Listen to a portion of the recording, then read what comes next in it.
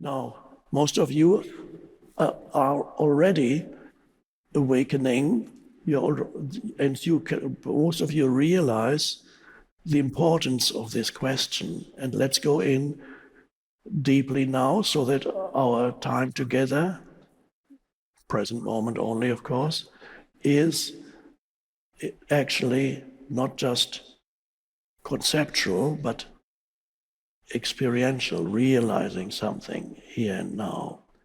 Who, or if I am not my thoughts and emotions and the body, who or what is this thing that does the identification unconsciously? This I describe briefly in the introduction to The Power of Now. That night, when my body was 29 years old, when the thought occurred to me, I cannot live with myself any longer because I was so unhappy. I realized that the unhappiness was produced not by the circumstances of my life, because the circumstances were, well, not the greatest, but okay. But why couldn't I live with myself any longer? Because of my mind, how my mind, what I call my life, how my mind interpreted all the things in my life. The story I was telling myself made me unhappy. I didn't know that. I didn't understand that fully. All I knew is I can't live with myself any longer. I didn't realize what I call myself was a story that I was continuously telling myself in my mind. I can't stand it anymore. But I was the story, except when this thought came up, I can't live with myself. Then for a moment there was a stepping back from the thought. But another thought came out of that. And that thought said, if I can't live with myself, who am I and who is that self? Who am I and who is that self? Now, I didn't get an answer to that question on a conceptual level, but I got an answer experientially, because at that moment, a separation occurred from now let's put a word to it now, a separation occurred between the thought and the consciousness that had incarnated into the thought. And suddenly I realized I is the consciousness. But I didn't realize it conceptually, only experientially. Now when I talk about it, it becomes conceptual. I realized I is the consciousness. The thought is something that the consciousness had taken form as a thought, in the same way that a surface of water or an ocean develops a wave or ripple on the surface. So the wave or the ripple on the surface of the ocean, temporarily, the ocean becomes a wave or ripple. And then when the ripple subsides, it's just the ocean again. So I can talk about it now, but at that time, it just happened. And so the next morning, the separation was still there, strangely. So, but I didn't understand what had happened. I only realized a wonderful deep peace. And I just walked. Nothing had changed in my external circumstances, but there was this peace. I didn't understand why. And I was still living in London at the time. Everything was peaceful.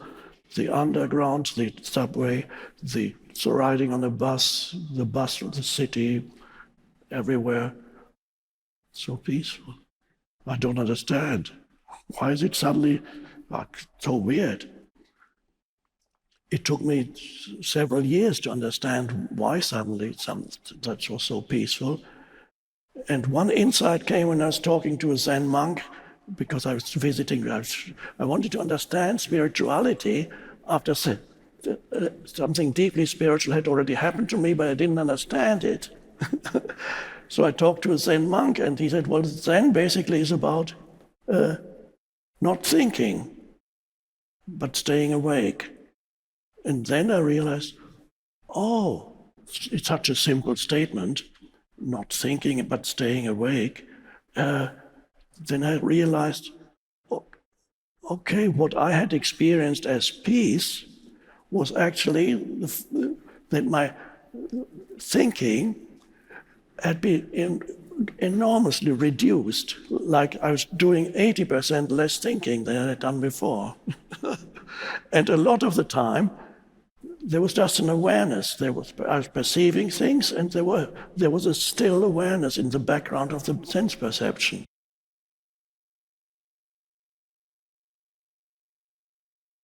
Wonderful. Nobody's saying anything about it. Not some critical statement. Well, I could still think when needed, but I wasn't thinking anymore in the self-serving thinking that goes on, that people don't want to let go of, that had come to a stop, the self-seeking through thinking. All that had come to stop, and that eventually became the so-called teaching. And then I realized all the ancient teachers using different terms, different words, or they all point to that possibility of awakening, because that's what it is, awakening. Why do we use the term awakening? Not only we use it in Buddhism. Buddha means the one who is awake. Buddha is not a person, it's not his name. It's when they asked the Buddha, who are you? He said, I'm awake.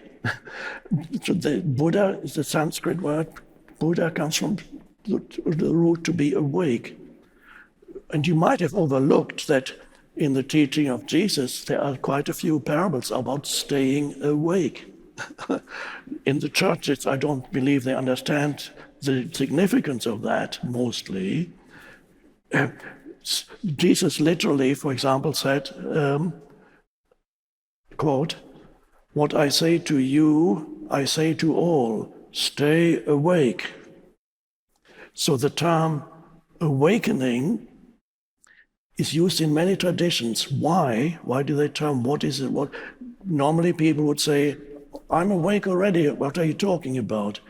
But we use the term awakening because everybody can relate to that in their own experience, because in normal life, in the morning, when you wake up, there's a fundamental difference happens between the sleep state and the awakened state. Everybody experiences that every morning, and you open your eyes, and maybe you've just been dreaming, and suddenly your eyes open, and there's a huge, big shift in consciousness from being in the dream state.